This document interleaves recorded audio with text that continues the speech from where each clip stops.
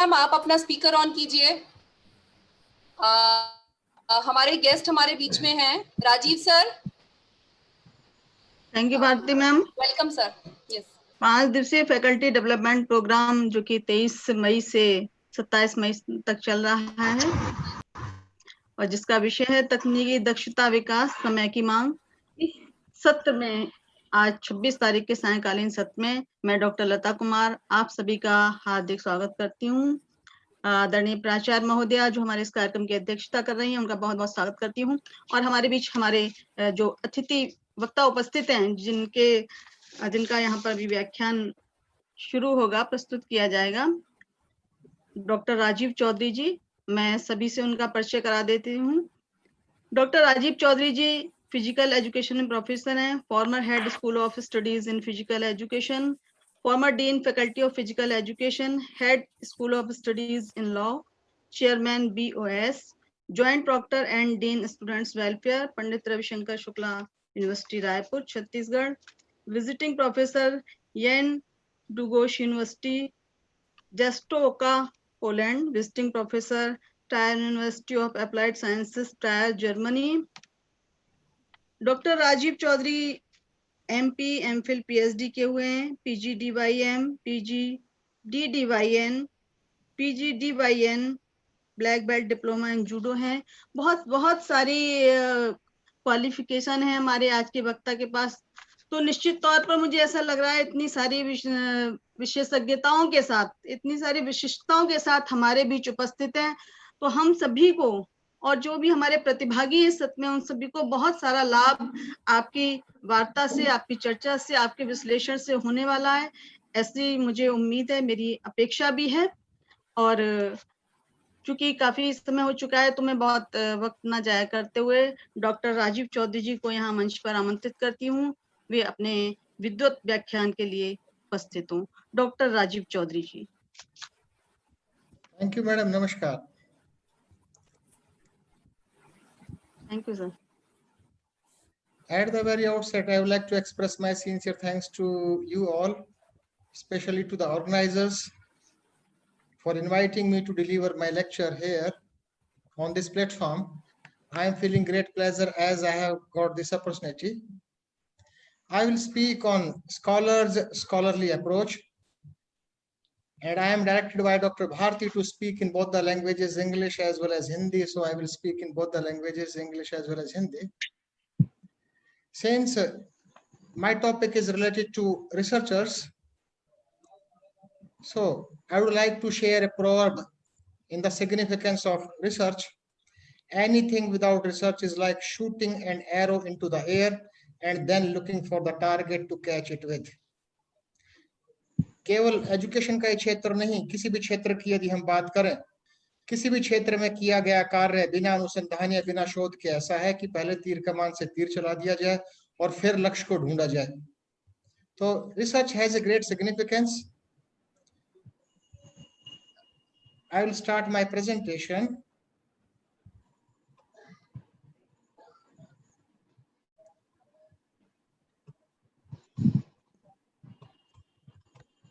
Is it visible? Yes sir. Yes sir, it is visible sir. Sir इसको show mode.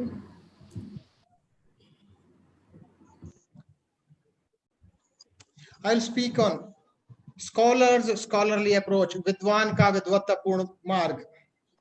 We all are from academic pursuits.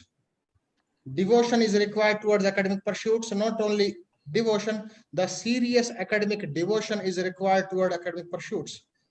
हम सब तो शैक्षिक पेशे से जुड़े हैं और शैक्षिक पेशे के प्रति लगन चाहिए, और केवल लगन नहीं, एक गूढ़ प्रगाढ़ लगन चाहिए यदि हम उस क्षेत्र में, शोध के क्षेत्र में कुछ करना चाहते हैं, कुछ आगे बढ़ना चाहते हो तो. Since my presentation has 3 words in the title, scholar, scholarly approach, इन तीनों शब्दों की बात कर लेते हैं पहले, then I will discuss in detail, उसके बाद विस्तार से चर्चा करूंगा. सबसे पहले बात करते हैं, what do you mean by scholar? बार बार हम एक शब्द का प्रयोग करते हैं, scholar. Scholar means who has a profound knowledge in a particular field, who has a great, intense and extreme knowledge. We have a misconception that those who do research comes under the category of scholar. Scholar may be a student, scholar may be a professor. यानी कोई जो भी कोई विशेष क्षेत्र में, क्षेत्र कोई भी हो सकता है, जो विशेष क्षेत्र में गूढ़ प्रगाढ़ ज्ञान रखता हो वही स्कॉलर है। तो यहाँ बात करेंगे किसी भी, यहाँ स्कॉलर शब्द का अर्थ मान के चलिएगा विद्वान, विद्वान भी शिक्षा के क्षेत्र में, in the field of education. आगे चलते हैं। Since the title is scholars, scholarly approach, तो बात करते हैं what do you mean by scholarly? Scholarly means related to serious academic devotion to academic pursuits. शैक्षिक पेशे के प्रति गंभीर लगन। तो एक स्कॉलर को, एक प्रगाढ़ विद्वान को शैक्षिक पेशे के प्रति गंभीर लगन होनी चाहिए। And approach, there is no need to explain how to deal, how to begin to tackle the task। किसी भी कार्य को करने से पहले शुरुआत कैसे करें, किस रास्ते से जाएं, उस पूरे रास्ते की चर्चा करेंगे। We will discuss about the complete journey and that journey should be adopted by any scholar। किसी भी प्रगाढ़ विद्वान द्वारा किन किन क्षेत्रों को अपने जीवन में अपनाना चाहिए जिससे एक अच्छा अनुसंधान, अच्छा शोध कार्य किया जा सके। We all know that the scholar is very curious by nature।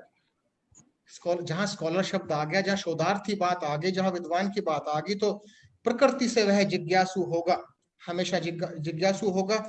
जो भी व्यक्ति विशेष जिज्ञासु होता है, due to curiosity different questions arises in the mind and in the mind of researcher. शोधार्थी के मस्तिष्क में विभिन्न प्रकार के प्रश्न उत्पन्न होते हैं। Several questions may arise in the mind of a scholar. I have listed few questions. Questions are in front of you. How do I know this article is important? हमें कैसे पता चलेगा कि जो आर्टिकल हम पढ़ रहे हैं, जो लेख हम पढ़ रहे हैं वो महत्वपूर्ण है या हम खामखा अपना समय नष्ट कर रहे हैं। In which journal I should publish my paper? मैं अपने शोध पत्र को किस शोध पत्रिका में प्रकाशित करूं? What are the best journals in a field? There is a long list of journals in any field, in any subject.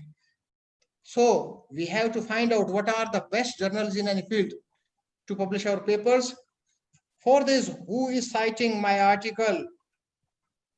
कि मैं जो लिख रहा हूं क्या वो केवल लाइब्रेरी की शोभा बढ़ा रहा है या मेरे शोध पत्र का उल्लेख कोई दूसरे रिसर्चर, दूसरे अनुसंधानकर्ता या दूसरे शोधार्थी भी कर रहे हैं? यदि करते हैं तो how many times I have been cited? यदि कोई दूसरा मेरा उल्लेख करता है अपने आर्टिकल में तो कितनी बार किया गया है?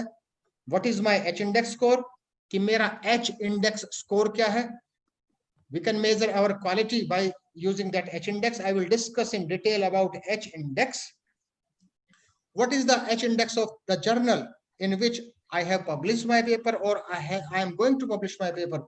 तो H index, केवल मेरा H index क्या है वही जानने की इच्छा शोधार्थी की नहीं होती है। शोधार्थी हो सकता है जानना चाहे कि जिस शोध पत्रिका में मैं अपना शोध पत्र प्रकाशित करने जा रहा हूं या कर चुका हूं उसका H index क्या है। These are few questions. These types of questions may arise in the mind of a researcher. किसी भी शोधार्थी के मस्तिष्क में, दिमाग में इस प्रकार के क्वेश्चन उत्पन्न होंगे। वह क्यूरियस है, जिज्ञासु है और इन सब का एक सेटिस्फैक्टरी, संतोषजनक उत्तर उनको चाहिए। Then the question arises, what will be the answer? प्रश्न उठा कि उत्तर क्या होगा? इन सब का उत्तर हमें कहां से मिलेगा? For answer, इन सब के उत्तर के लिए a measurement tool is required. Not only measurement tool is required, but the measurement tool be of standard. केवल हमें measurement tool ही नहीं चाहिए, हमें measurement tool चाहिए जो कि एक standard का हो, जो एक मानक standard tool हो. And this standard tool is known as bibliometrics. So we will discuss in detail about bibliometrics. अब हम विस्तार से चर्चा करेंगे bibliometrics की. This bibliometric word has two subwords, biblio and metrics. दो विभिन्न शब्दों से मिलकर बना है biblio and metrics. पहले शब्द की बात करते हैं biblio की. Biblio means which is related to a book or a publication, any type of publication, maybe a journal, maybe a book, maybe an article, that is known as biblio. On the other hand, the metric is known as, this metric is known as the system of standard measurement. So we can say that bibliometric is a system, or we can say that a standard of measurement to measure the quality of a book or to measure the quality of any publication. So we will discuss in detail about bibliometrics. बिब्लियोमेट्रिक की विस्तार से चर्चा करते हैं कि बिब्लियोमेट्रिक है क्या. बिब्लियोमेट्रिक के संदर्भ में are set of methods for measuring and analyzing academic literature quantitatively. It means there are various means and methods, not only bibliometrics, there are other means and methods also. By using that, we can measure the quality of academic literature quantitatively as well as qualitatively. लेकिन बिब्लियोमेट्रिक भी एक तरीका है जिसके माध्यम से हम quantitatively, संख्यात्मक रूप से किसी भी लिटरेचर की क्वालिटी का मापन कर सकते हैं. कैसे? Bibliometric are one of the key ways of measuring the impact of scholarly publications that I have explained earlier. Key concepts of bibliometrics are only two. The key concepts are output and impact. There are only two key concepts, output and impact, as measured by publications and citations. The output means the production of a scholar. एक विद्वान का उत्पादन क्या होगा? विद्वान का उत्पादन है कि वो जो लिखता है वो उसका उत्पादन है, उसका आउटपुट है. And impact, it means output is measured by publications and impact is measured by number of citations. Impact, उसका प्रभाव समाज में क्या पड़ा, उसका समाज में प्रभाव पड़ा, उसका मापन किया citations से कि दूसरे उस शोधार्थी का उल्लेख कितना कर रहे हैं. So we can say that, कह सकते हैं, this is output and productivity. Output is measured by publications, impact is measured by number of citations. So why bibliometrics? दूसरे तौर तरीके, दूसरे tools भी तो हैं, तो bibliometrics क्यों? For gaining insight in the research potential of entities or a complete organization, we can gain the entity not only for a researcher, we can gain the entity for a complete organization. We can find out the impact of any college in the field of research. It means this is used for an individual as well as this is used for a complete organization to measure the impact in the form of a quality as well as in the form of a quantity of a complete organization, or also that may be a college, that may be an NGO, that may be a university. Second one is gaining insight in the past performance of entities or a complete organization. कोई व्यक्ति विशेष भूतकाल में क्या कर रहा है, क्या उसने किया, या कोई भी ऑर्गेनाइजेशन, कोई भी संगठन, कोई भी विश्वविद्यालय, कोई भी महाविद्यालय, कोई भी एनजीओ की भूतकाल में शिक्षा के क्षेत्र में उसने क्या किया है, उस उपलब्धियों को संख्यात्मक और गुणात्मक रूप से हम माप सकते हैं by using bibliometrics. So we use bibliometrics. आगे चलते हैं. किसी भी क्षेत्र में, केवल बिब्लियोमेट्रिक्स में नहीं, किसी भी क्षेत्र में कुछ अच्छाइयां होती हैं तो कुछ बुराइयां भी होती हैं, कुछ सीमाएं भी होती हैं. So these bibliometric has some limitations. इसकी भी कुछ सीमाएं हैं. इन सीमाओं की चर्चा करते हैं कि इनकी सीमाएं हैं क्या. Let us start with the first limitation. These metrics or tools are not well established for arts, humanities, and social sciences.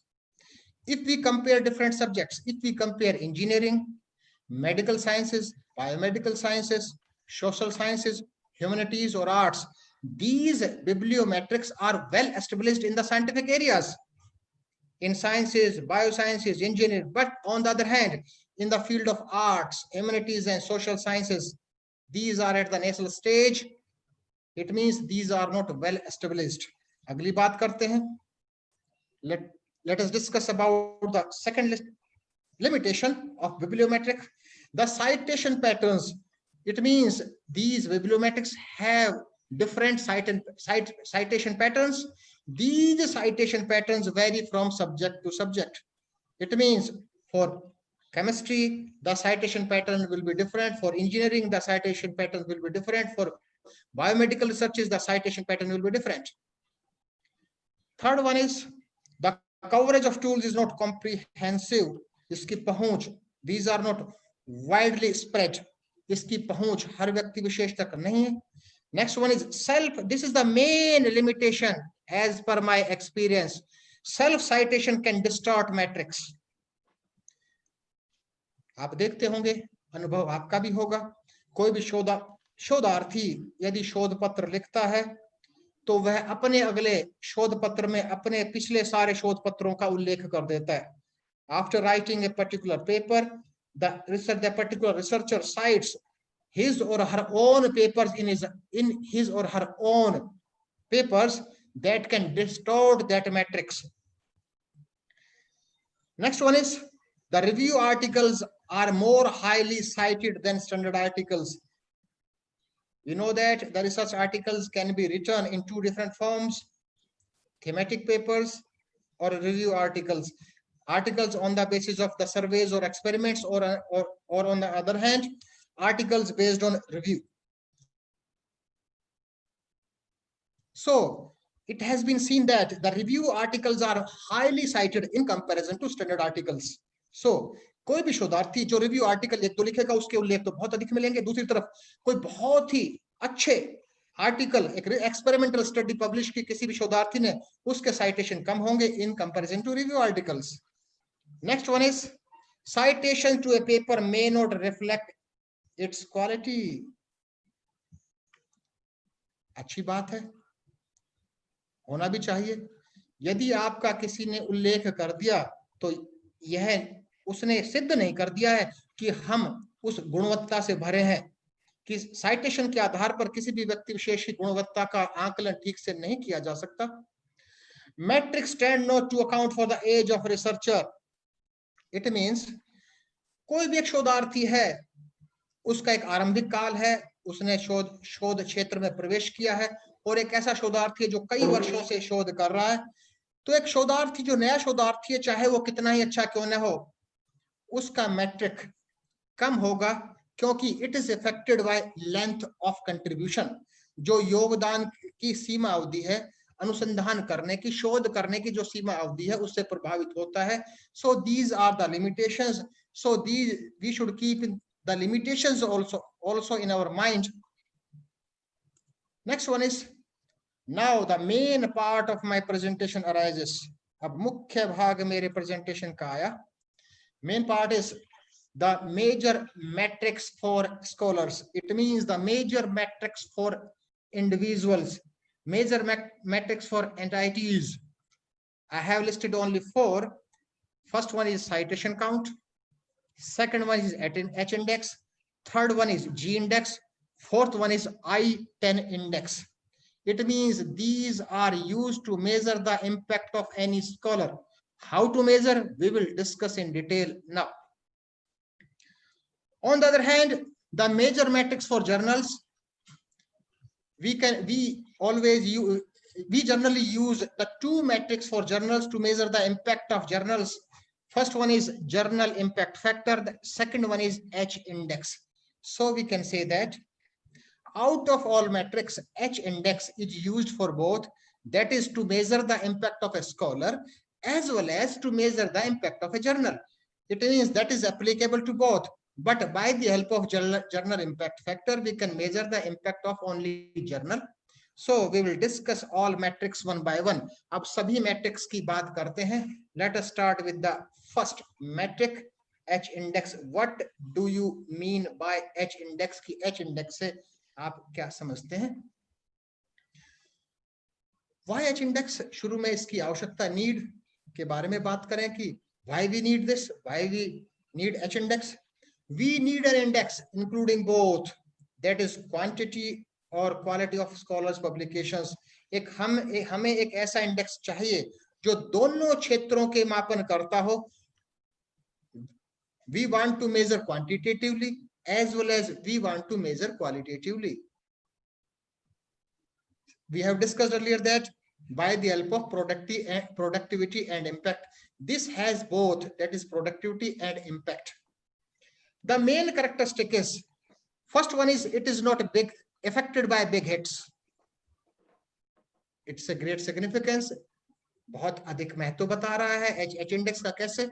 It means suppose a scholar is saying I have published more than 100 papers. It means he has big hits. I have published so much papers.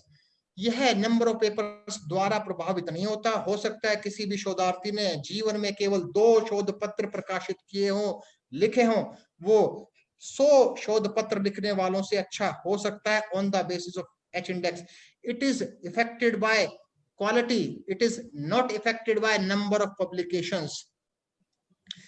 Second one is it is not affected by noise. Here the word noise means publicity. It is not affected by publicity. Now, the concept was given by Hitz J. According to Hitz J, in the language of Hitz J, H index is an index to quantify anyone's research output. This definition was published in the Proceedings of National Academy of Sciences of the United States of America.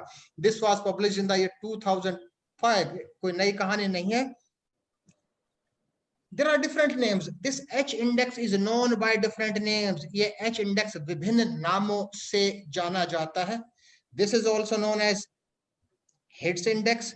This is also known as Hitz number. इसको Hitz number भी कहा जाता है, Hitz index भी कहा जाता है, क्योंकि जो ओरिजिनेटर था, जिसने ओरिजिन किया इसका, उसके नाम के आधार पर भी इसको जाना जाता है. अब थोड़ा सा और जानने का प्रयास करते हैं H index के बारे में. H index is meaningful when compared to others within the same discipline area. We have discussed earlier that we cannot compare the professor from the field of chemistry with the professor from the field of physical education on the basis of H index, since there is a different patterns of citation in different subjects. So we can compare different researchers of the same stream by using that H index. H index के माध्यम से हम किसी एक विषय के शोधार्थियों को की आपस में तुलना कर सकते हैं. किसी एक विषय के शोधार्थी की किसी दूसरे विषय के शोधार्थी से उसकी तुलना हम नहीं कर सकते हैं. आगे चलते हैं. अब H index को एक ऐसी डेफिनेशन, एक ऐसी परिभाषा देने का प्रयास करते हैं जो कि नेचर में प्रकाशित हुई, जो समझने में आसान है. H index, और नेचर को हम जानते हैं कि कितना रेप्यूटेड जर्नल है. नेचर में एक H index की एक परिभाषा प्रकाशित हुई in the year 2005. Highest number of papers a scientist has that have at least that number of citations. Simple सी परिभाषा है. Again I repeat, highest number of papers a scientist has that have at least that number of citations. किसी भी शोधार्थी द्वारा प्रकाशित शोध पत्रों की वह अधिकतम संख्या जिसके बराबर कम से कम उनका उल्लेख किया गया हो. कैसे? Let us take an example. एक उदाहरण के साथ इसको समझने का प्रयास करते हैं. It is a performance measurement tool for scientific authors. We have discussed. We will discuss numerically in the form of a example. See, we have two examples. We have two authors. We have author A and we have author B. हमारे पास दो लेखक हैं, दो शोधार्थी हैं अनुसंधान के क्षेत्र में. Here P means publications, C means citations. Author A published total 9 papers. Author B published total 4 papers. On the basis of number of publications, we can say that the author A is superior than author B. Since author A published 9 papers, on the other hand, author B published only 4 papers. On the basis of H index, the H index of first author is 5. Means highest number of papers a scientist has. It means the author A has highest number of 5 papers. That has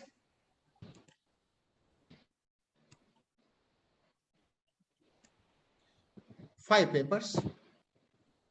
On the other hand, author B has highest number of papers a scientist has, means author B has 4 papers at least that have same citations.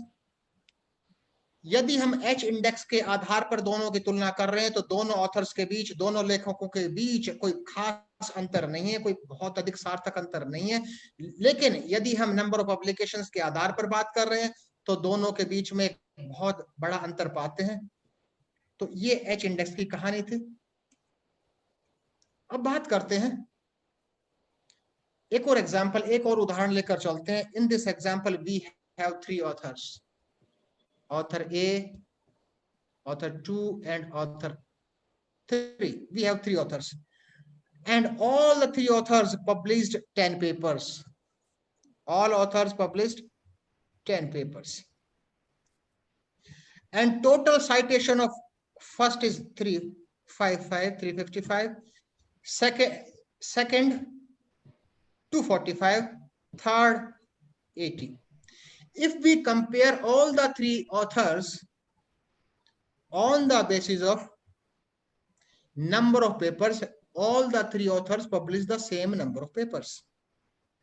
If we compare on the basis of only citations, in that case, we will conclude that the author A is superior than author 2 and 3. Author 1 is superior than author 2 and 3.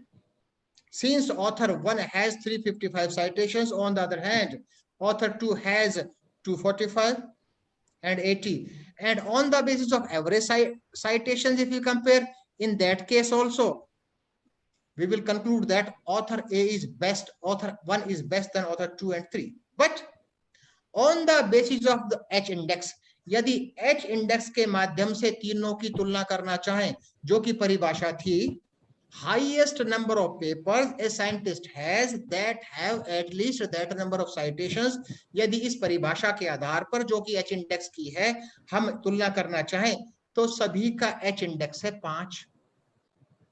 On the basis of H index, all the 3 authors are equally effective. तीनों के तीनों लेखक, तीनों के तीनों शोधार्थी समान रूप से प्रभावशाली हैं H इंडेक्स के माध्यम से। अब हम बात करते हैं कि H index could be used for a specific author. H index का उपयोग मापन के लिए किसी एक ऑथर की गुणवत्ता को मापने के लिए भी किया जा सकता है। It means we can evaluate the research performance of a author, कि हम किसी भी अनुसंधानकर्ता शोधार्थी के प्रदर्शन का, अनुसंधान के क्षेत्र के प्रदर्शन का मूल्यांकन कर सकते हैं। साथ साथ it can be used for a papers of an institution, किसी भी संस्थान का, यानी एक संस्थान है यदि उसमें 20 शोधार्थी हैं, एक हाइपोथेटिकल एग्जांपल लेकर चलते हैं, एक परिकल्पनापूर्ण उदाहरण लेकर चलते हैं, यदि उस संस्थान में 20 शोधार्थी हैं, उन 20 का इकट्ठा H इंडेक्स क्या है वह भी मापन किया जा सकता है। इंस्टीट्यूशन हो, चाहे डिपार्टमेंट हो, चाहे जर्नल, इंक्लूडिंग जर्नल ऑल्सो, कि पूरे जर्नल का क्या H इंडेक्स है, उसका क्या इम्पैक्ट है, उसके प्रदर्शन का हम मूल्यांकन कर सकते हैं। It means it can be used for both, that is for a single individual and a complete organisation. From where we can measure H index? There are different sources which are available. विभिन्न स्रोत हैं जो कि जिनके माध्यम से हम H index का मापन कर सकते हैं। स्कोपस भी हमें यह सुविधा प्रदान करता है। Google Scholar free of cost है, सुविधा प्रदान करता है।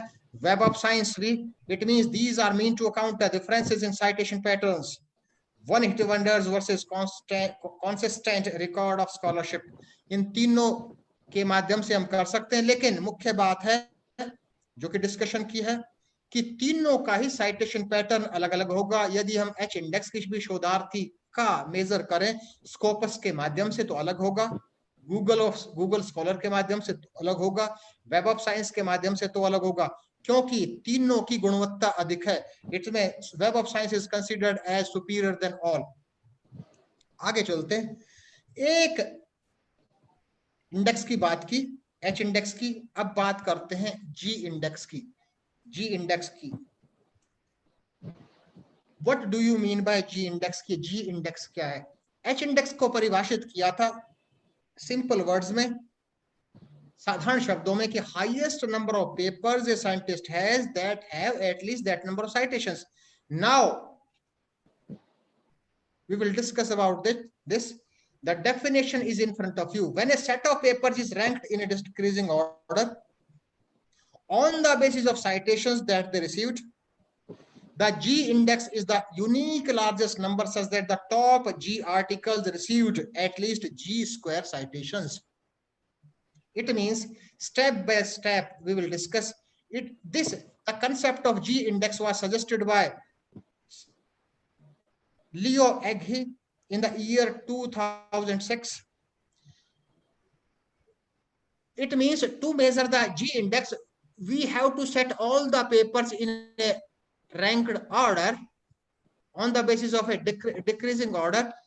जिस भी शोध पत्र के सबसे अधिक साइटेशंस है उसको नंबर 1 पर रखेंगे, रैंक पर रखेंगे, 2, 3, 4 और इसी प्रकार से कि अकॉर्डिंग टू डिसेंडिंग ऑर्डर, घटते हुए क्रम में जिसके साइटेशन, जिस पेपर के साइटेशन सबसे कम है उसको अंतिम रखेंगे. We have to arrange in this. After arrangement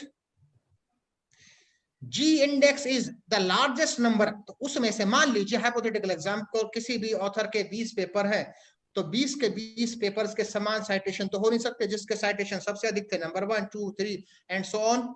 तो G उन 20 में से, उन 20 संख्याओं में से जो की संख्या थी 20 आर्टिकल्स की जो कि उस व्यक्ति विशेष, उस शोधार्थी ने लिखे थे, तो G इंडेक्स वह संख्या है जिसमें कि उससे पहले के, उससे टॉप के पेपर्स में कम से कम G स्क्वायर साइटेशंस हुए हों. तो यह कंसेप्ट है G इंडेक्स का. अगेन आई रिपीट कि first we have to arrange all papers in a decreasing order, then we have to search a particular number such that the top G papers should have at least G square citations. Let us take an example. Graph को छोड़ते हैं, let us take an example. Example is same that we have discussed. ये आपके सामने एक example है, एक author है, उस ऑथर के पब्लिकेशन है 9. The author published 9 papers. इस शोधार्थी ने 9 शोध पत्रों का प्रकाशन किया है. And the citation for first paper is 15, for second paper is 10 and the last citation for 9th paper is only 1.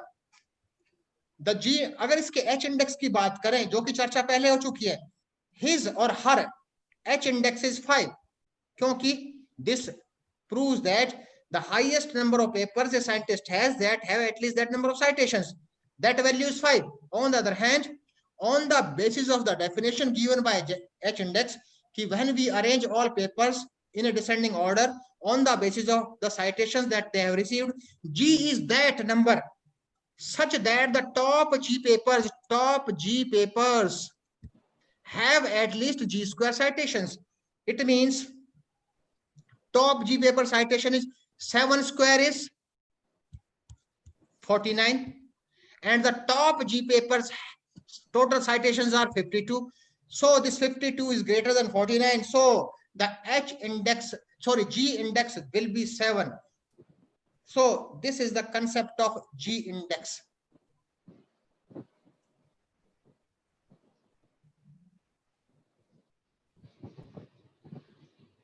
Now we will discuss about the third measurement tool, I10 index. What do you mean by I10 index? Again, I repeat, we have discussed about 2 different indices, H index as well as G index. H index was highest number of papers a scientist has that have at least that number of citations, and G index when a set of all papers are arranged in a descending order on the basis of citation that they have received. The G is that highest value such that the top G papers received at least G square citations. So we have discussed about 2 different concepts, concept of H index as well as concept of G index. Now we will discuss about I10 index. Concept is very simple.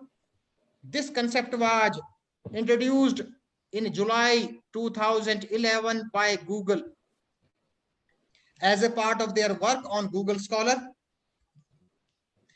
Google Scholar is a search engine. and this search engine is dedicated to the academic and related papers.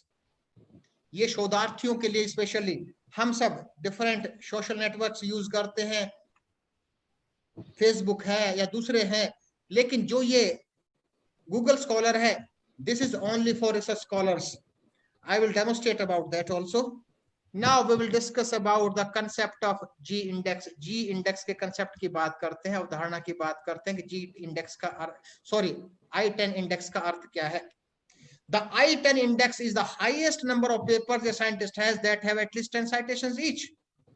यानी I10 index वह अधिकतम संख्या है किसी भी शोधार्थी के शोध पत्रों की जिसमें सभी शोध पत्रों के कम से कम 10 बार उल्लेख किया गया हो.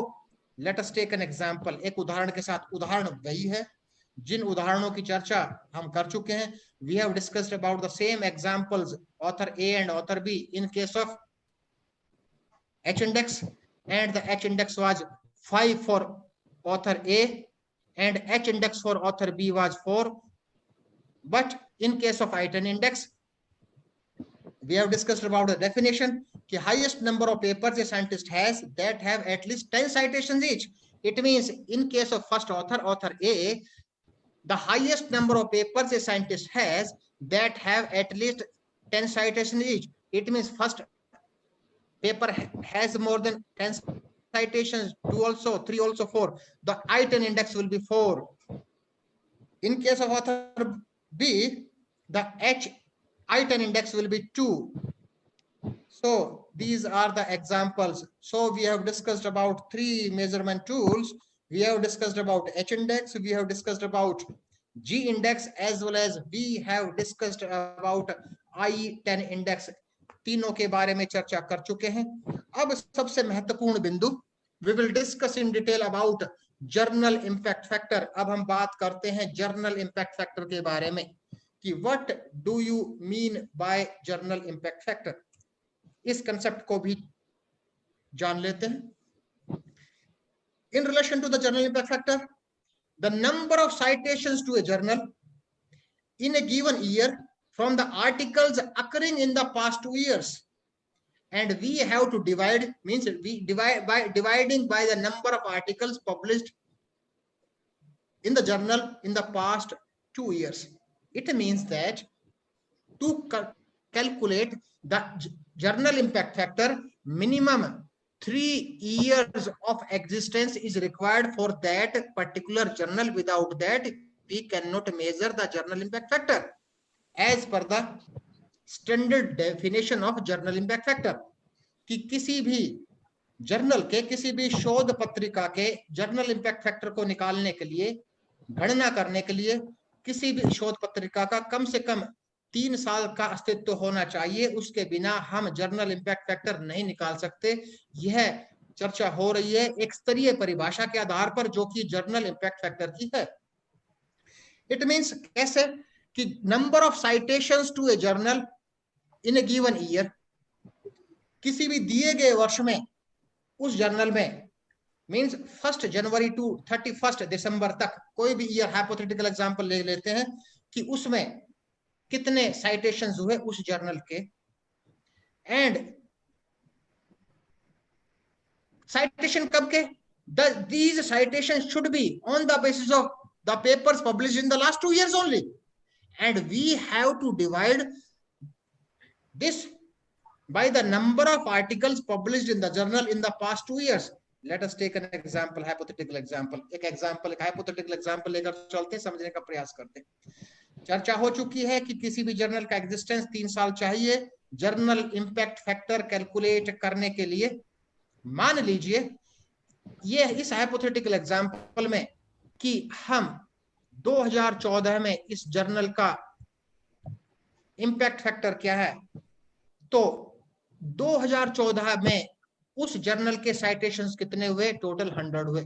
लेकिन ये citations हैं, these citations are only from the articles published in the last 2 years, and the last 2 years are 2013 and 2012, and we have to divide this from the articles published in the last 2 years और पिछले 2 साल थे इसके 2012-13, तो 2012 और 2013 में total publish हुए थे 200 पेपर्स. इस 100 divided by 200, the journal impact factor will be 0.5. So this is a way, this is a formula. By using that, we can calculate journal impact factor. I am not criticizing, but I am giving some examples. You will see some journals, some Indian journals, they are having 6 point something, 4 point something, 5 point something journal impact factor. How they calculate it and who can assign journal impact factor? Can they write at their own? क्या वो अपने आप इसका उल्लेख कर सकते हैं क्या? और क्या जो ये फॉर्मूला है, जो सूत्र है जिसके आधार पर जर्नल इम्पैक्ट फैक्टर की तुलना हम की गणना हम कर रहे हैं, क्या इसको वो फुलफिल कर रहे हैं? यह भी एक चर्चा का विषय है, सोचने का विषय है. अब the concerns with impact factor, there are some limitations of impact factor also. All citing references equally weighted. It means all citing references weighted equally. कैसे संभव है? नहीं होना चाहिए. This is the weakness of journal impact factor. मान लीजिए किसी का एक साइटेशन हुआ है नेचर में और किसी का एक ऐसा साइटेशन हुआ है बहुत ही निम्न स्तर के जर्नल में, and in the calculation of journal impact factor both will be considered equally. ऐसा नहीं होना चाहिए. That should be affected by the quality of journal also, जो कि इसमें कमी है, जो कि फुलफिल नहीं करता. Second one is same as other metrics, can not be used to compare across disciplines since they are different citing patterns in different subjects. Citing pattern engineering का, मेडिकल साइंसेज का, मैनेजमेंट स्टडीज का, business research का, social sciences का, humanities का, सबका citation pattern अलग अलग है. क्योंकि साइटेशन पैटर्न अलग अलग है तो by using journal impact factor हम एक ह्यूमैनिटीज के जर्नल को एक साइंस के जर्नल से उसकी तुलना नहीं कर सकते. साइंटिफिक जर्नल का इम्पैक्ट फैक्टर बहुत अधिक होगा और हो सकता है ह्यूमैनिटीज और सोशल साइंस का जर्नल इम्पैक्ट का फैक्टर बहुत कम होगा. हो सकता है कि वो उससे अच्छा हो. Since we cannot compare, both have different citation patterns. Third one is 2-year time frame not adequate for social sciences and humanities. Since in the field of social sciences and humanities, we conduct survey studies, we take more time to conduct studies. Since in this, we take only the past 2 years publications and citations in a given year on the basis of the past 2 years publications. तो ये बहुत कम समय अवधि है humanities और social sciences के लिए. Next one is coverage of some disciplines not sufficient in Web of science.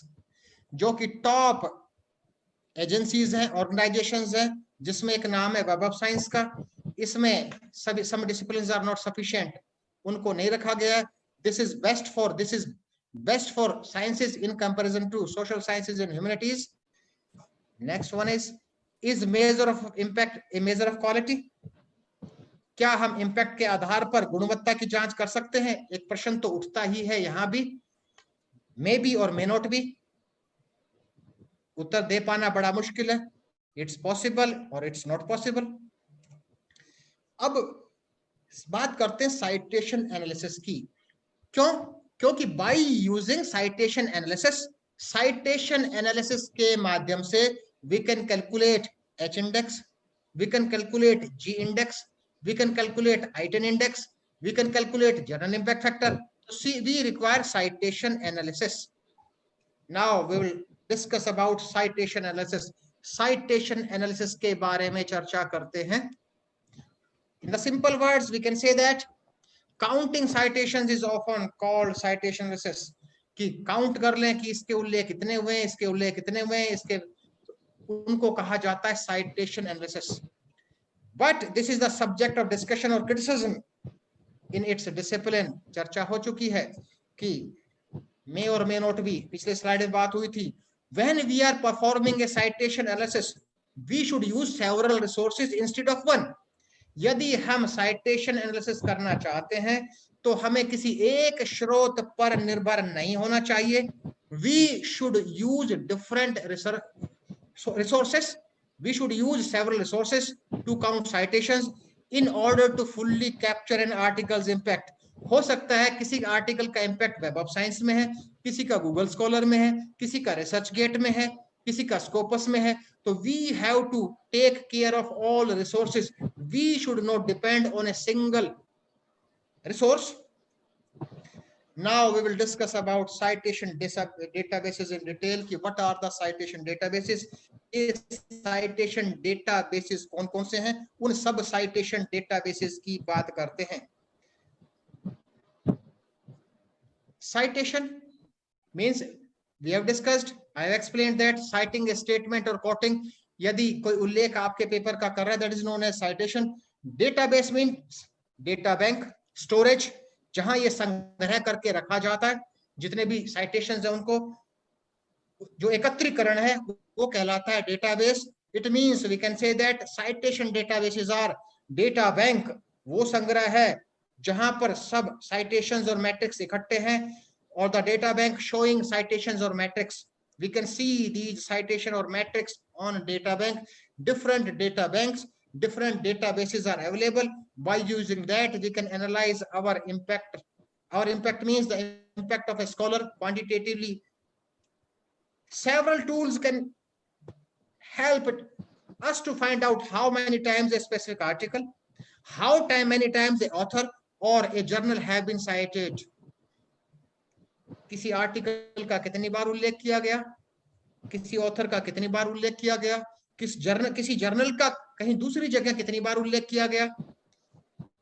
इन सब के मापन के लिए हम उपयोग करते हैं डेटा साइटेशन डेटाबेसेस का. By using citation databases, we can find out different. I have listed only 3 citation databases. इसका अर्थ ये नहीं है कि ये 3 ही केवल citation databases हैं. There are various other means and methods also. By using that, we can do the same. First one is Web of Science. Second one is Scopus. Third one is Google Scholar. Google Scholar is free of cost. I hope you all have registered on Google Scholar, but in some universities, they purchased Web of Science as well as Scopus. But we can create our ID free of cost in Web of Science also, in Scopus also. They will provide you H-index, but we cannot access the reputed papers without paying in Web of Science and Scopus, but we can see in Google Scholar. So we will discuss in detail about the first. We will discuss about all these 3. इन तीनों के बारे में विस्तार से बात करते हैं. Web of Science की बात करेंगे, स्कोपस की बात करेंगे, और उसके बाद गूगल स्कॉलर की जो फ्री ऑफ कॉस्ट है गूगल स्कॉलर की बात करेंगे. संक्षिप्त में, the web of Science is in service since 1963. ये हमारी सेवा में है 1963 से. It's has very good coverage for sciences in comparison of social sciences. यदि social sciences से sciences की तुलना करें तो इसका कवरेज विज्ञान संबंधी जर्नल्स, जो विज्ञान से संबंध रखते हैं, जर्नल शोध पत्रिकाएं, उनका अधिक है. सोशल साइंस और आर्ट्स और ह्यूमैनिटीज में कम है. Next one is US and English language based है, limited. This is not biased, this is based. Limited coverage of non-English language titles, जो दूसरे भाषाओं में हो लिमिटेड है. Does not include books, book chapters and thesis.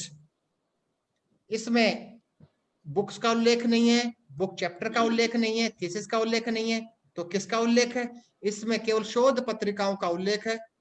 The full coverage of citations, इसमें citations का full coverage है, लेकिन लिमिटेड डाउनलोडिंग ऑप्शंस हैं. क्यों? क्योंकि पेड है. By paying you can download. There are sub classifications. अभी इसने वेब ऑफ साइंस ने क्लासिफाई कर दिया, इसमें divided into 7 different categories. It means एक कैटेगरी है जिसमें कि कॉन्फ्रेंस प्रोसीडिंग साइटेशन इंडेक्स है. This covers more than 1,60,000 conference titles in sciences starting from 1990 to the present day. जो second category है, second category is science citation index expanded. This covers more than 8,500 journals from 150 different disciplines, जो कि 150 विभिन्न विषयों से 8,500 journals हैं इसमें.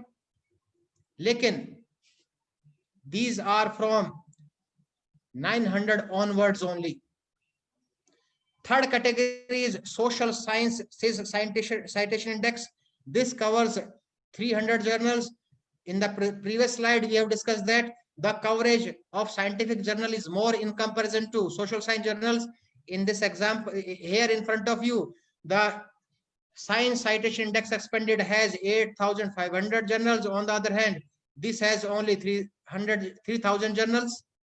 So from 1900 onwards, we have this facility.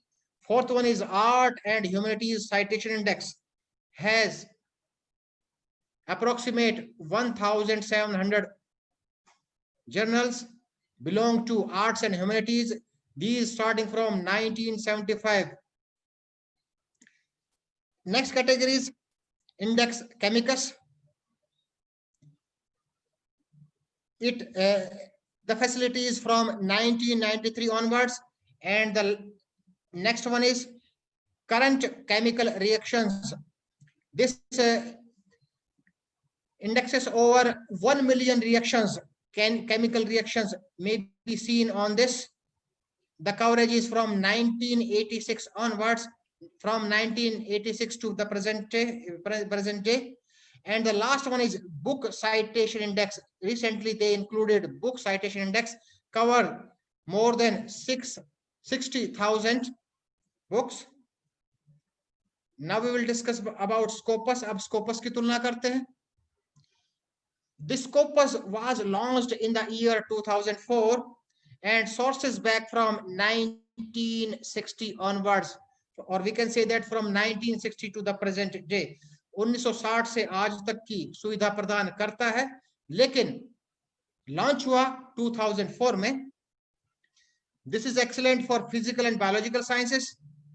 Same जो कमी वेब ऑफ साइंस की थी वो कमी इसमें भी है. बायोलॉजिकल साइंसेस का कवरेज अधिक है in comparison to social sciences, humanities and arts. Better international coverage. International coverage अच्छा है कि 60% जर्नल आर नॉन यूएस, जबकि उसमें यूएस जर्नल्स अधिक शामिल किए गए थे, सम्मिलित किए गए थे. Better coverage of social sciences than Web of Science. यदि इसकी हम वेब ऑफ साइंस से तुलना करते हैं तो सोशल साइंस का कवरेज इसमें अधिक है, स्कोपस में अधिक है in comparison to Web of Science. Next one is it is better coverage of non English language publications from Europe and then Web of Science. Europe के कुछ जर्नल्स हैं जो नॉन इंग्लिश लैंग्वेज में है, उनको भी शामिल किया गया है इसमें. citation data not available for papers published from citation data only available for papers published from 1996 onwards. 1996 से पहले जितने भी शोध पत्र प्रकाशित हुए उनका citations उपलब्ध नहीं है. does not include book chapters and thesis. Same वही कमी जो कि वेब ऑफ साइंस की थी. easy to use in searching for source publications. Search करना बड़ा आसान है, कोई कॉम्प्लिकेटेड कोई भी जटिल प्रक्रिया नहीं है. citation tracker works up to 1,000 records only. लेकिन मुख्य है limited downloading options. Download limited है क्योंकि पेड है, फ्री ऑफ कॉस्ट नहीं है. लेकिन रजिस्टर हम कर सकते हैं, हम अपनी आईडी क्रिएट कर सकते हैं, अपने मैट्रिक्स जनरेट कर सकते हैं ग्राफिकली भी और in the form of a numeric value also. आगे चलते हैं. Google Scholar free of cost है, चर्चा पहले हो चुकी है. This Google Scholar was launched in the year 2004. 2004 में हमारी सेवा में है. Better coverage of much wider range of material than Web of Science and Scopus और वेब ऑफ साइंस की तुलना में अधिक साइटेशंस ट्रैक करता है.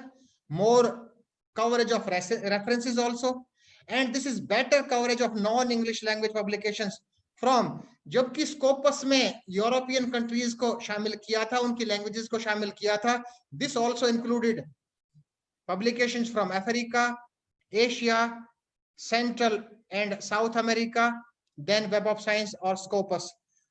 No source list or indication or time scale covered, जो कि एक वीकनेस है. सोर्स लिस्ट नहीं मिलती हमें, लेकिन एक है कि इसका इंक्लूजन क्राइटेरिया क्या है कि सम्मिलन किसको साइट कर रहा है, किसको इंक्लूड कर रहा है, किसको इंक्लूड नहीं कर रहा है, वो क्राइटेरिया ओपन नहीं है कि किस आधार क्या है, किस आधार पर इंक्लूड किया और किस आधार पर एक्सक्लूड किया.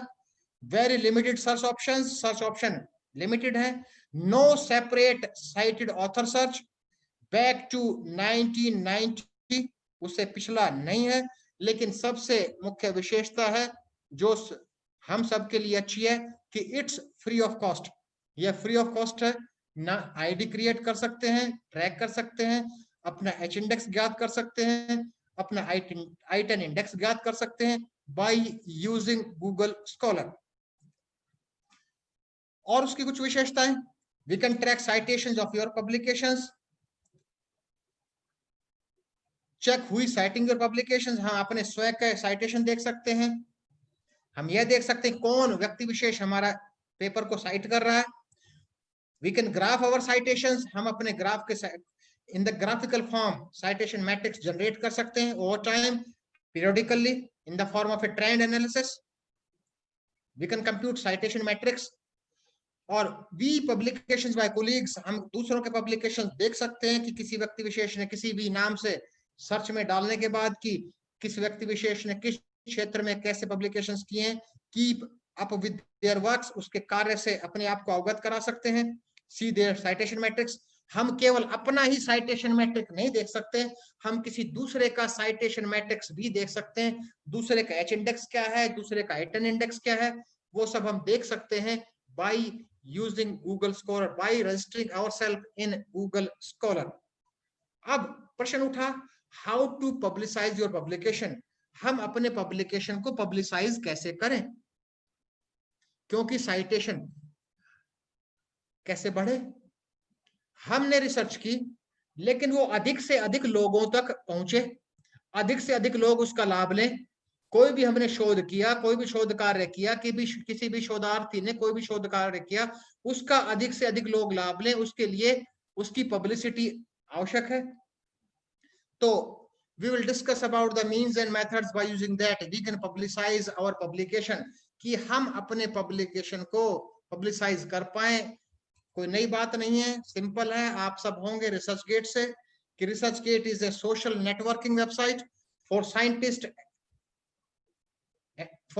as well as for researchers, and this was launched in May 2008. This platform can be used to share papers. We can share our papers. हम अपने पेपर शेयर कर सकते हैं, दूसरे देखेंगे उसको, दूसरे पढ़ेंगे, आपके पेपर का अपने शोध में उल्लेख करेंगे.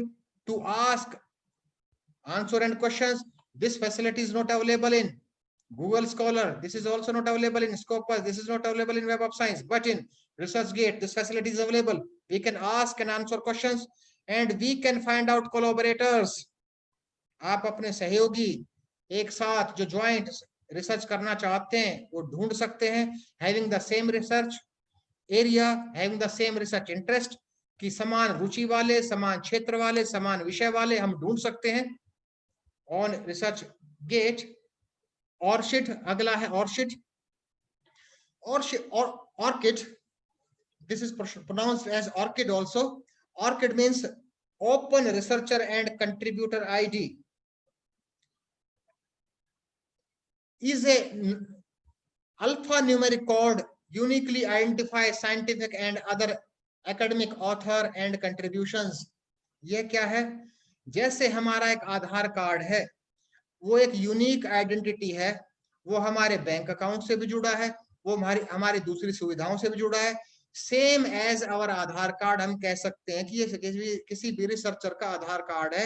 Open researcher and contributor ID, जो लिंक्ड है स्कोपस से भी, जो लिंक्ड है वेब ऑफ साइंस से भी. और इसमें इसकी विशेषताएं क्या है, बेनिफिट्स क्या है, we will discuss one by one about its benefits. Many researchers share the same name while others' names change throughout their career. With an ORCID, we can persistently associate our names with our research works. आप देखेंगे, अनुभव रहा होगा। एक example लेकर चलते हैं, कोई भी ऑथर, मैं अपना एक एग्जाम्पल लूं, राजीव चौधरी, क्योंकि I have to follow the template और the instructions given by a particular journal to publish my papers in that particular journal. किसी में सरनेम पहले होता है, राजीव चौधरी राजीव, किसी में आर चौधरी लिखा होगा, किसी में राजीव चौधरी लिखा होगा। There are different names. One author, one researcher is known by different names, Rajeev Chaudhary, Chaudhary Rajeev, R Chaudhary, etcetera. लेकिन किसी एक सोर्स को यदि हम यूज करें साइटेशन ट्रैक करने के लिए, राजीव चौधरी लिखेंगे तो केवल वही ट्रैक होगा, आर चौधरी लिखेंगे तो वही ट्रैक होगा, चौधरी राजीव लिखेंगे तो वही ट्रैक होगा। It means we can merge all names. It means this ORCID provides facility, हमें यह फैसिलिटी प्रदान करता है कि yes, this author is known by this name and this name also. I will show you with example. मैं एक बीच में question पूछना चाहूंगा with from organizers, specially from madam Bharti. Madam Bharti, मेरा टाइम लगभग बता दीजिए थोड़ा सा, कितना बचा है, उसके अनुसार मैं आगे बढ़ूंगा। सर अभी तो बढ़िया है सर, मजा आ रहा है सर क्लास में। अच्छा, नहीं, एक समय सीमा निर्धारित तो कर दो आप। सर आप 10 मिनट में, 10-15 मिनट में फिनिश कर लीजिए, फिर क्वेश्चन आंसर्स हैं बहुत सारे, हमारे जो व्यूअर्स हैं। Okay, thank you madam, thank you. मैं 10 से 15 मिनट में इसको समाप्त।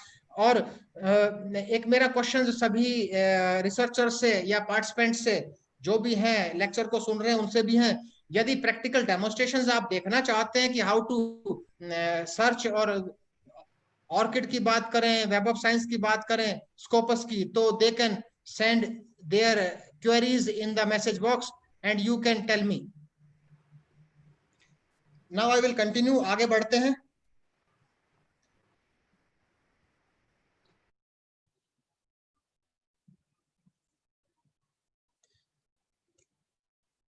रिसर्चर आईडी, अब बात करते हैं ऑर्किड के बाद हम बात करेंगे रिसर्चर आईडी की। अभी तक अपने पब्लिकेशन को पब्लिसाइज कैसे करें उसके संदर्भ में दो ही बातें हुई है, by using ResearchGate as well as by using ORCID. Now researcher ID, what do you mean by researcher ID? This facility is provided by Web of Science. Researcher ID provides a solution to author's problem within the scholarly research community. Each member is assigned a unique identifier. इसमें भी एक unique identifier means a unique ID generate होती है, and this ID is also linked with ORCID. In addition, our researcher ID information integrate with Web of Science. ये Web of Science से भी integrate हो जाती है, ऑर्किड से भी। It means all are joint together. We can review the publication list, इससे हम पब्लिकेशन लिस्ट को रिव्यू कर सकते हैं। We can track all publications, हम सभी पब्लिकेशंस को ट्रैक कर सकते हैं। And we can explore how research is used around the world. I have provided these links. These links are very easily, if we write any search engine about the Google Scholar, Scopus, Web of Science, Researcher ID, ORCID, you can find out. Now NCBI, अब NCBI की बात करते हैं, National Center for Biotechnological Information. The National Center for Biotechnology Information is a part of United States National Library of Medicine, a branch of National Institute of Health. Why we should use NCBI? This NCBI means this is especially for biomedical researchers in the field of physical education. See, since I belong to physical education community, our stream is a multi-subject stream. हमारे इसमें विषय में, अपने विषय में विभिन्न क्षेत्र समायोजित हैं। उसमें बायोमेडिकल रिसर्चेस भी होती हैं, इंजीनियरिंग रिसर्चेस भी होती हैं, मैनेजमेंट स्टडीज भी होती हैं, but this NCBI is for biomedicine researches or biomedical researches. The NCBI houses a series of databases relevant to biotechnology and biomedicine and is an important resource for bioinformatics tools and services. Major databases include GenBank and DNA, Sequences and PubMed. Earlier this PubMed was known as Medline. पहले इसको Medline के नाम से जाना जाता था. Now PubMed. This is a very reputed term in the field of biomedical researches. And this is for biomedical literature. Other database include the NCBI. All these databases are available online through this search engine. We can track very easily. हम very easily इसको track कर सकते हैं. But the main part is, जो मेरा मुख्य बात है कि I want to demonstrate ORCID as well as Web of Science, or especially I want to demonstrate 3 resources: ORCID, Web of Science, and Scopus. So I am leaving this my presentation in between. I am switching off to that.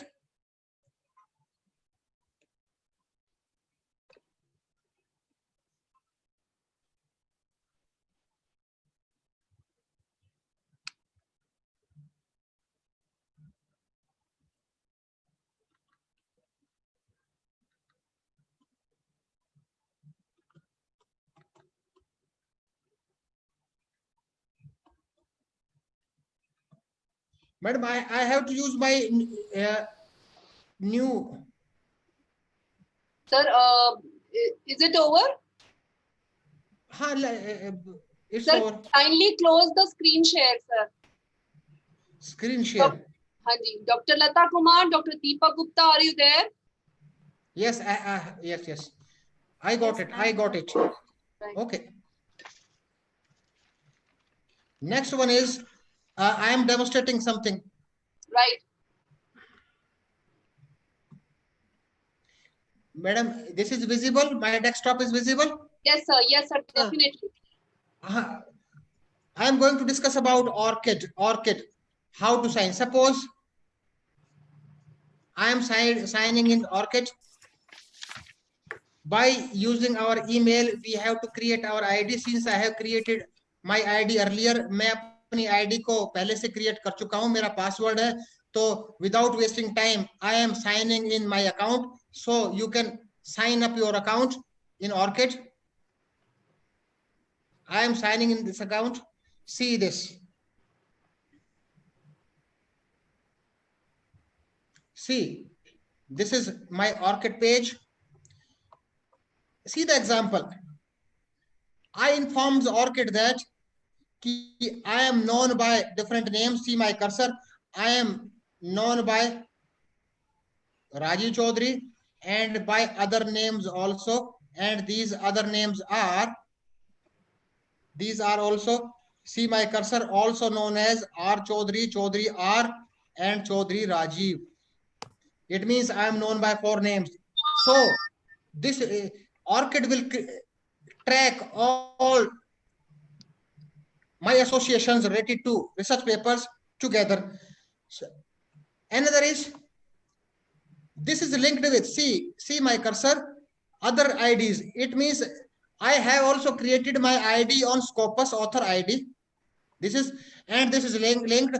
If I click on this, my Scopus ID will be opened. See, I have opened my Scopus ID. See, Scopus, it means my 3 documents are cited in Scopus. I have 3 documents. Luckily, the citations are also 3, and my H-index according to this Scopus is only 1. So this is my page, my Scopus page. And this is also linked with Web of Science. So this is Web of Science, means the Web of Science provided us the researcher ID. If I click here, अगर मैं click करता हूं, तो instead of my researcher ID will be opened, and in this researcher ID, my publications are 94. लेकिन all 94 publications are useless. I have only 1 citation. That is cited. That is cited in Web of Science, and I have H-index only 1 in this. It means the H-index according to Scopus is only 1. The H-index according to Web of Science is only 1. But the citations by Scopus were 3. But the citation by researcher ID means Publons is only 1. So there is a different pattern of citations. अब बात करते हैं अंतिम, इसके अतिरिक्त जो जानने की बात है ऑर्किड में, कि वो तो पूरा एक आधार कार्ड है पूरा, कि कहां कहां आपका एसोसिएशन था, एम्प्लॉयमेंट कहां कहां था, एम्प्लॉयमेंट के बाद इनवाइटेड पोजीशंस कौन कौन सी है, मेंबरशिप कौन कौन सी है, फंडिंग आपको कहां कहां से मिली है, आपने काम कहां कहां किया है, आपके research papers, everything is given on this, that is ORCID, open researcher and contributor ID. और लास्ट में एक और बात मैं करना चाहूंगा, सिंपल सी बात है, फ्री ऑफ कॉस्ट है, वैसे तो आप सब जानते होंगे, नथिंग न्यू फॉर यू, लेकिन क्योंकि एक गूगल स्कॉलर की बात भी कर लेते हैं। आप में से हो सकता है कुछ का गूगल स्कॉलर अकाउंट ना हो, उन सब के लिए हो सकता है कि the last part of my presentation, that is Google Scholar,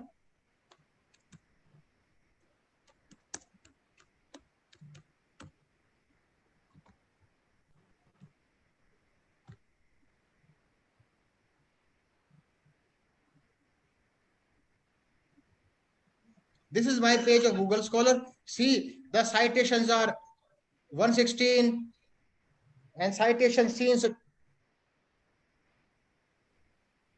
2015 are 74, H index is 5, I10 index is 2, and you can see your co-authors, you can see the co-authors also, you will find out the details of your co-authors,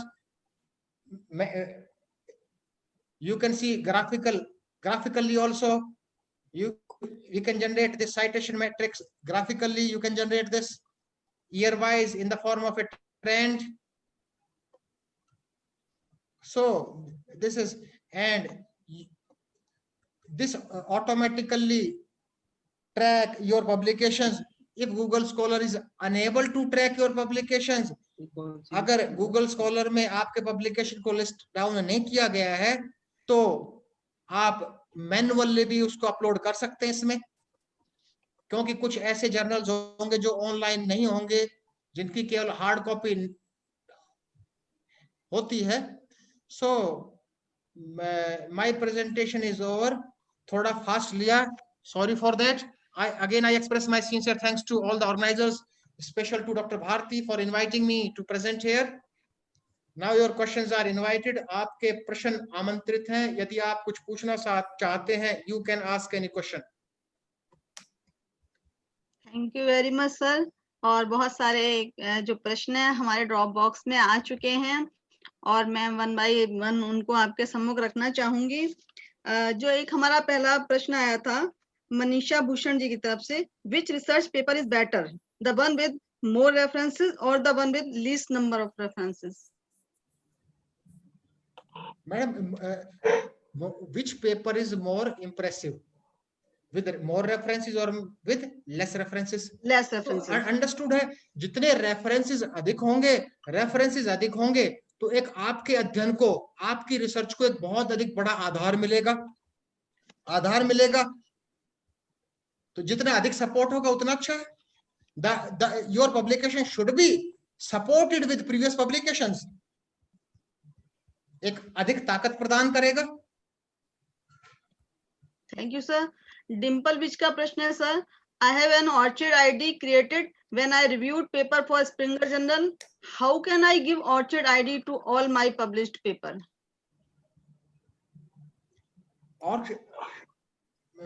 How you can give your author ID to all the published papers?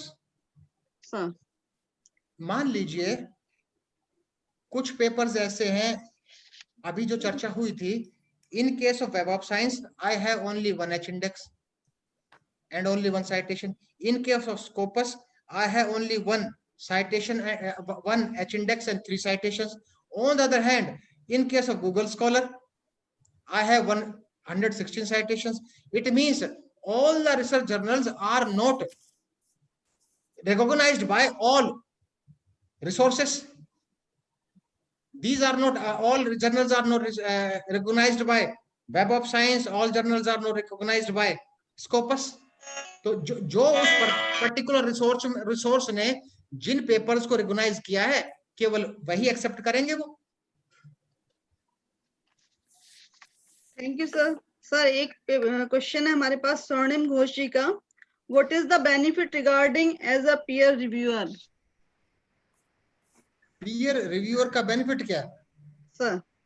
Madam? Peer reviewer मतलब कि मैं समझा नहीं। वो peer, वो किसी journal के peer reviewer हैं, वो अपने बारे में पूछ सकते हैं कि यदि मैं पीयर रिव्यूअर रहूंगा तो मुझे क्या फायदा होगा, या पीयर रिव्यूड जर्नल है उसके क्या फायदे हैं। Thank you sir. नहीं सर नहीं संध्या, नहीं, उनसे मैं जानना चाहूंगा कि नहीं पीयर, नहीं, आई थिंक वो पूछना चाह रही है पीयर रिव्यूड जर्नल के बारे में।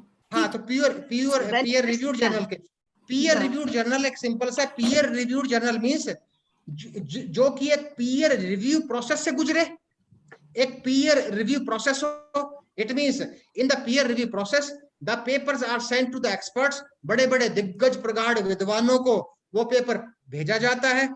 वो उसमें उसको स्ट्रेट फॉरवर्ड रिजेक्ट भी कर सकते हैं यदि क्वालिटेटिव ना हो तो, यदि वो उसको मॉडिफाई करने के लिए कुछ सजेशन भी दे सकते हैं।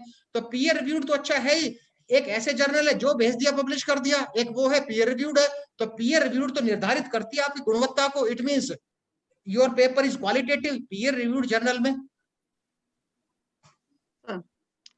सर ये क्वेश्चन हमारे sir kindly close the screen share.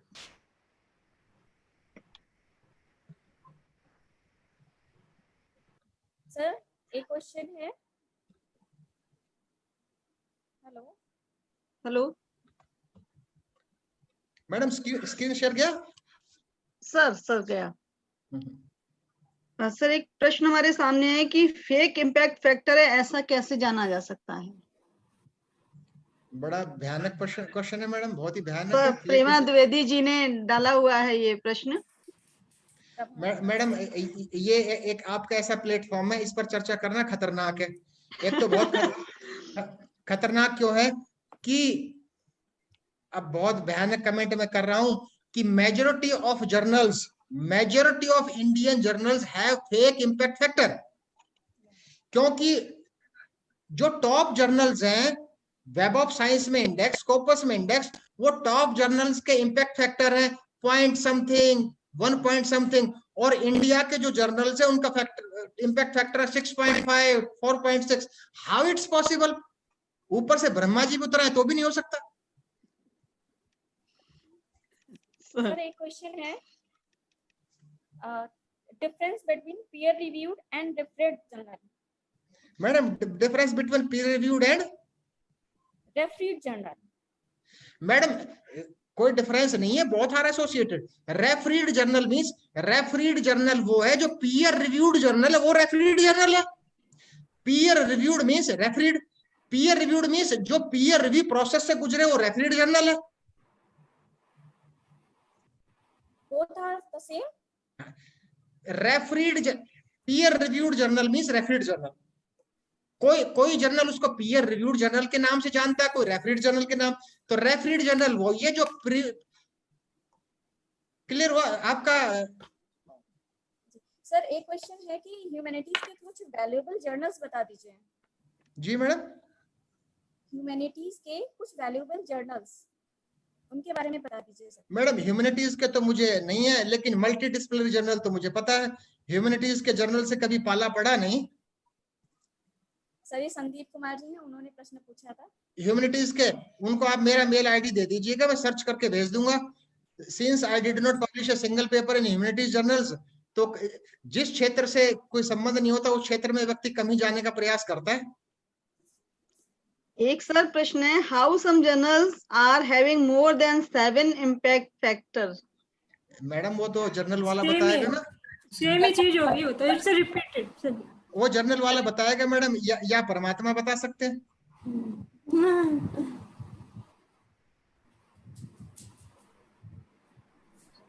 एक सर अनंत त्रिपाठी जी ने क्वेश्चन डाला है, what is emerging sources citation index? Emerging sources citation index sir madam देखकर बता सकता हूँ। आई विल गो थ्रू, मैं देखूंगा कि इमर्जिंग सोर्सेज साइटेशन इंडेक्स क्या है, क्योंकि एक डिफरेंट सोर्सेज हैं। जो जर्नल इम्पैक्ट फैक्टर की बात करें, अगर आप सोचेंगे कि if we find out the agency of journal impact factor कि who can provide journal impact factor, there is a long list. हो सकता है उसी तरह का कोई साइटेशन मैट्रिक्स हो। सर एक क्वेश्चन ब्रह्म कुमार तिवारी जी ने दिया है, what is RG score? ResearchGate score है madam. Research RG score that is given by ResearchGate score. ResearchGate का स्कोर है, लेकिन रिसर्च गेट ने किस आधार पर उसको काउंट किया? कोई उन्होंने अपना एक प्रोसीजर, एक प्रक्रिया बना रखी है, उस आधार पर आरजी स्कोर है, the score which is given by ResearchGate. अगर किसी व्यक्ति विशेष का रिसर्च गेट में अकाउंट है और उस व्यक्ति विशेष की उपलब्धि को दर्शाता है RG square, RG score. Sir एक क्वेश्चन है, is the impact factor matters to subject? ये तो पूरी कहानी की चर्चा हो चुकी है मैडम। यस, पूरी कहानी तो थी। सोशल साइंस का इम्पैक्ट फैक्टर बहुत कम भी अच्छा हो सकता है साइंस के बहुत अधिक इम्पैक्ट फैक्टर से भी। It is different across the disciplines, यानी विभिन्न विषयों में अलग अलग है, हर विषय में एक जैसा नहीं है।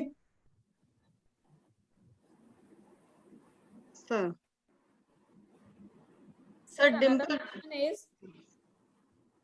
Sir, another question is, please suggest some journals of physical education listed in UGC CARE list. Madam वो तो रेडीमेड लिस्ट है ना, डाउनलोड करके भेज दूंगा ना। कोई एक तो हो तो बताएं उसको। क्या उसे तो पार्टिसिपेंट खुद भी कर सकते हैं डाउनलोड, वहाँ पे साइन करके यूजीसी की वेबसाइट पे। वो यहाँ नोट करने की आवश्यकता हो तो सामने है, देखो आपके सामने है, उसमें देख लीजिए। आप बेस्ट कोई बेस्ट जर्नल के बारे में पूछे तो चर्चा करना उचित है कि भाई फिजिकल एजुकेशन में टॉप जर्नल्स कौन से हैं। सर क्वेश्चन यही था, इसलिए मैंने ये पूछा। टॉप जर्नल्स तो है, ह्यूमन मूवमेंट है, आर्काइव्स ऑफ बूडो है, इस तरह के टॉप जर्नल्स हैं।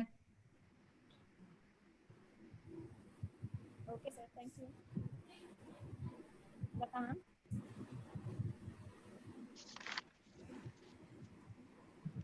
मेरे पास जो प्रश्न थे वो लगभग हो गए हैं। स्वर्णिम घोष ने अगेन किया है कि I just want to know what is the benefits of peer reviewer if I am peer reviewer. Madam peer reviewer का है, सबसे अच्छी बात है कि आप इतने प्रगाढ़ विद्वान मान लिए गए हैं कि कोई जर्नल आपके पास पीयर रिव्यू प्रोसेस के लिए भेज रहा है। पहली बात सेल्फ सेटिस्फेक्शन।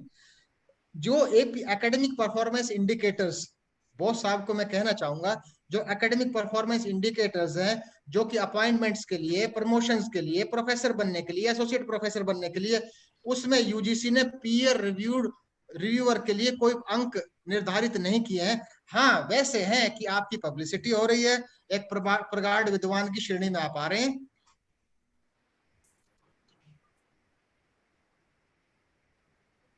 लेकिन कोई प्रोफेशनल बेनिफिट नहीं है। लता ma'am, can we wind up this session? It is already 5:35. Okay. तो थैंक यू। एक दो छोटे प्रश्न बहुत सारे हैं लोगों के। सर एक बहुत प्रश्न कई बार रिपीट हो गया है, तो सर मैं बस डाल दे रही हूँ आपके पास। Difference between article and research paper कई बार रिपीट हुआ है ऑडियंस की तरफ से। Article maybe thematic papers comes under the category of article. Thematic papers, review based papers, and research papers means by conducting a research you are going to publish. That is based on your own research work. आपने स्वयं के research पर आधारित, स्वयं के शोध कार्य पर आधारित पब्लिश करेंगे, रिसर्च पेपर है। दुनिया भर की रिसर्च, अनुसंधान, शोध पहले हो चुका है, उनका किसी रूप में आप प्रेजेंट करना चाहे, that comes under the category of an article. Yes. Thank you very much sir. और आज के इस सत्र के संदर्भ में आज आपने बिब्लियोमेट्रिक्स के बारे में बहुत सारी जानकारी हम सभी को दी। बहुत ही अच्छी प्रस्तुति थी। बहुत सारे अच्छे अच्छे आपके लिए लोगों ने, ऑडियंस ने मैसेजेस भेजे हैं कि आपने बहुत अच्छा प्रेजेंटेशन किया है, बहुत फायदा हुआ है लोगों के लिए, लाभप्रद भी रहा है। बहुत सारे मैसेज हैं, अगर आप देख पाएंगे उनको तो बहुत अप्रिशिएट किया है आपको। बहुत बहुत धन्यवाद सर। FDP की तरफ से, शहीद मंगल पांडे राजकीय स्नातकोत्तर महिला महाविद्यालय की तरफ से, पूरी टीम की तरफ से आपका बहुत बहुत धन्यवाद कि आप यहाँ उपस्थित हुए। आपने अपना इतना कीमती समय हम सभी को दिया और बहुत सारी उपयोगी जानकारी जिनके बारे में हम लोगों ने सिर्फ थोड़ा बहुत सुना था, इतना विस्तृत रूप से नहीं सुना था, नहीं समझा था, वो दी। उसके लिए आपका बहुत बहुत धन्यवाद। और मैं गीता चौधरी मैम, लता मैम, हमारे पास एक और पेपर प्रेजेंटर साथ में है। क्योंकि ये समय बहुत ज्यादा हो गया है, तो क्या मैं ये परमिशन ले सकती हूँ कि पेपर प्रेजेंटेशन कल सुबह हो जाए? What's the team? Bharti madam ji, कल के लिए भी लंबी लिस्ट है, तो मैडम को थोड़ा सा समय आज ही दे दिया जाए। चलिए 10 मिनट ही मैडम, सूक्ष्म मैडम प्लीज। मैं एक बार आज के हमारे मुख्य वक्ता का धन्यवाद कर देती हूँ पूरी ऑर्गेनाइजिंग टीम की तरफ से पहले, फिर हम पेपर प्रेजेंटर को बुला लेते हैं। डॉक्टर राजीव चौधरी जी मेरे सीनियर भी हैं, खुद मैं फिजिकल एजुकेशन से बिलोंग करती हूँ और ये हमारे गुरु के समान है, बड़े भाई हैं। राजीव चौधरी जी, आपका इस कार्यक्रम में मेरे एक छोटे से फोन कॉल पर आ जाने में ही मतलब हृदय से मैं आपका बहुत बहुत धन्यवाद ज्ञापित करती हूँ। और एक मजेदार बात बताऊंगी कि आपसे पहले जो यहाँ पर पेपर प्रेजेंट कर रहे थे श्रीमान अजय कुमार जी, वो भी फिजिकल एजुकेशन से ही संबंधित हैं। और ये मेरे लिए शारीरिक शिक्षा से होने के नाते बहुत ही गर्व का विषय है कि आपने इतना बेहतरीन सेशन आज का लिया, जो अवश्य ही हम सबके लिए बहुत बहुत ज्यादा फायदे का है। और मैं सभी पार्टिसिपेंट्स से भी कहना चाहूंगी कि इनफैक्ट पार्टिसिपेंट्स की तरफ से पहले आपको ये बात कह देती हूँ कि सभी लोगों के मैसेजेस लगातार मेरे पास आ रहे हैं और कह रहे हैं कि मैम आप हमें सर की स्लाइड्स दिलवा दीजिए। बिल्कुल। राजीव चौधरी सर, कृपया इस पर थोड़ा प्रकाश डालें। Madam, I will send to you. We have a Telegram group and we do have more than 1,000 registration of the participants and most of the people are for government degree colleges। और इस खूबसूरत, इस बहुत ही बढ़िया lecture के लिए आपका पूरी FDP की टीम की तरफ से, हमारी प्रोग्राम कोऑर्डिनेटर और हमारी प्राचार्य जी की तरफ से भी आपका तहे दिल से बहुत बहुत धन्यवाद। और भारती, हम चाहेंगे सर इतने इम्पोर्टेंट टॉपिक के लिए हमें एक बार या 2 बार भविष्य में अपनी सेवाएं जरूर दें। क्योंकि सर ये इतने सारे कंफ्यूजन है जो आपकी एक ही स्लाइड में, एक ही डेमोन्स्ट्रेशन में आ रखे हैं और ये सब लोगों के कंफ्यूजन है। Citation, refereed journal, peer reviewed journal, impact factor कैसे काउंट होता है, किस जर्नल में भेजें। तो आपकी एक ही, वो कहते हैं ना कि एक वैद्य के पास सब इलाज है, तो ये केवल वैसे ही वैद्य की तरह लग रही थी आज मुझे। Thank you, ma'am. Thank you. I will. Thank you, sir. Thank you. सारे हमारे जो मिथ्स एंड मिसकंसेप्शन थे ना सर, वो सब धुल गए। कहते हैं ना सारे पाप धुल गए, तो उसी तरह हमारे मिथ्स एंड मिसकंसेप्शन धुल गए। तो एक बार पुनः पूरी टीम की तरफ से आपका बहुत बहुत धन्यवाद। Thank you. इसी के साथ हम अपने कार्यक्रम को आगे बढ़ाएंगे और